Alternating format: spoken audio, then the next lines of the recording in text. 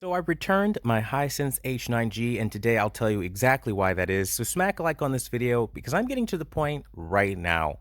So on Facebook in my DMs, I got this link to AVS forum, which is not my favorite place because literally everybody here just wants to whine and complain about the fact that I have members, even though my members are happy with the results. Yeah. But even still, I decided to click on the link and give it a chance because they said that Hisense had commented, particularly Hisense Canada, which they commented on this video that I posted about my firmware, which was very and still is very important, and I was hoping to get some sort of feedback as to when that update was coming, desperately waiting for this update, just to find out that they said it has not been fixed yet. And to be honest, in reviewing our call logs, it's very underreported. And I keep pushing it because of QTV alone, as if I'm some lone ranger, only one in the world having this black level issue. So naturally, I got fed up with it, boxed my TV up, took it back to Best Buy this morning, and I'm done. Because when I've reported the issue, I've broken it down. I've literally broken it down from start to finish of updating the TV. There's nothing else I could possibly do. And then I go an extra step and show you guys a real person, an everyday person that bought a retail unit the same as you would, having the same exact issue after the update.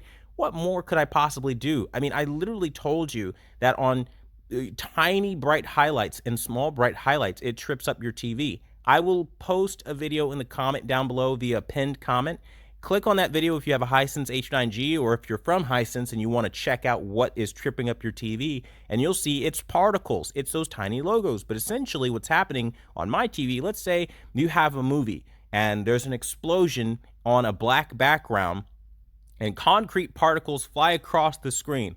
Those concrete particles are going to try to light up individually, and what happens is it creates this twinkling and shimmering effect like the 4th of July, like when fireworks literally start shimmering out and start flickering. It's ugly, and that's what's happening here. It's terrible, and that happens now because of the update, worse than it ever did. To be clear, it was always a problem on the H9G, but now it is a massive problem on the H9G. But it's gone very underreported.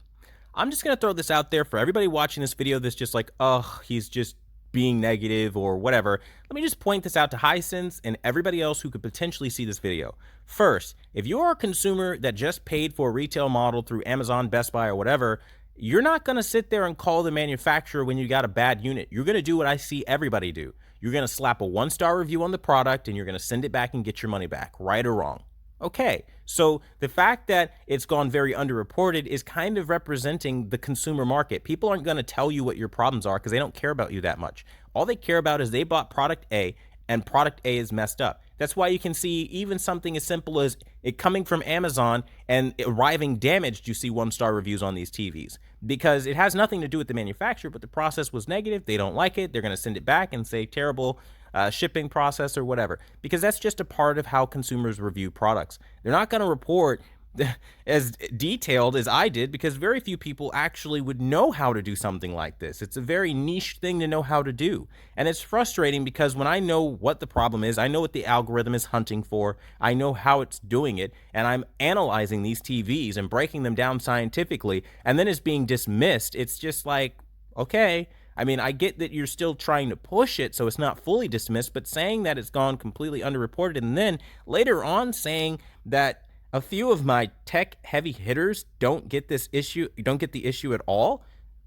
But then you go on to confirm that they do have some sharpness increase for some reason, basically admitting that your algorithm is de-optimizing things, so clearly it's not as perfect as you're kind of conveying. It's just annoying for me because at the end of the day, what I'm trying to do is show you what's wrong with your TV. You can fix it and everybody can be happy.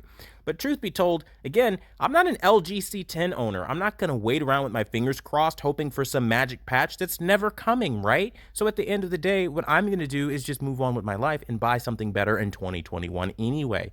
The reality is this TV had potential, and you messed it up with the update, and I'm not going to wait around for you to fix it. That's just that simple. Now, if any of you guys have this problem, maybe sound off in the comment section and let Hisense know that the problem does exist, and I'm not the only one since it has gone very underreported, as they do emphasize. I mean, maybe you can help them out here. But as far as Quantum TV, I did my part. I think I've said enough about the firmware update. I think I've said enough about the black level issue. I'm not going to justify it. I'm not going to explain it any further because I've already done my part. I mean, watch the video 1,000 times if you have to. Go watch others that are having the issue, or at least the one other that I've recommended. At the end of the day, it is a problem and it is something that needs to be fixed. And again, watch the link in the comment down below that will be pinned, and you will see that this is a problem on the Hisense H9G. That being said, if I've saved you some money, maybe consider subscribing because that's what I do here. And thank you guys so much for watching the #1 brand in honesty. Until the next video, I'll see you guys later.